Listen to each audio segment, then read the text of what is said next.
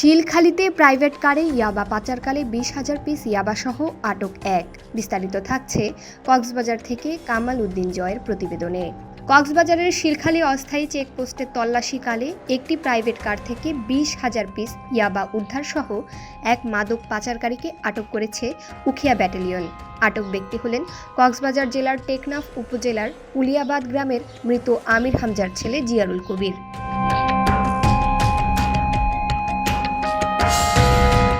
শনিবার ৭ই March Ukhia ৬৪ battalion বিজিবির অধিনায়ক লেফটেন্যান্ট কর্নেল মোহাম্মদ জহিরুল ইসলাম বিষয়টি নিশ্চিত করেছেন।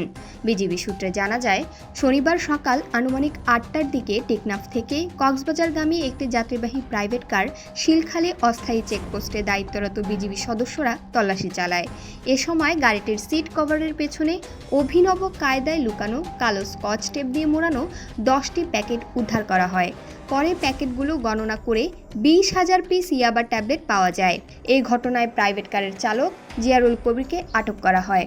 পাশাপাশি মাদক পাচারের কাজে ব্যবহৃত প্রাইভেট কার ও একটি স্মার্টফোন জব্দ করা হয়েছে। প্রাথমিক জিজ্ঞাসাবাদে আটক ব্যক্তি জানান, তিনি টেকনাফ থেকে ইয়াবা সংগ্রহ করে কক্সবাজারে বেশি দামে বিক্রির উদ্দেশ্যে নিয়ে যাচ্ছিলেন। উখিয়া ৬৪ বিজিবির অধিনায়ক লেফটেন্যান্ট কর্নেল মোহাম্মদ জহিরুল ইসলাম জানান, মাদক সরবরাহকারী ও সংশ্লিষ্ট চোরা কারবারিদের শনাক্ত করে আইনের আওতায় আনতে গোয়েন্দা নজরদারি আরও জোরদার করা হয়েছে। উদ্ধারকৃত ইয়াবা, প্রাইভেট কার, মোবাইল ফোন সহ আটক ব্যক্তির বিরুদ্ধে আইনগত ব্যবস্থা গ্রহণ করে টেকনাফ মডেল থানায় হস্তান্তরের প্রক্রিয়া চলছে।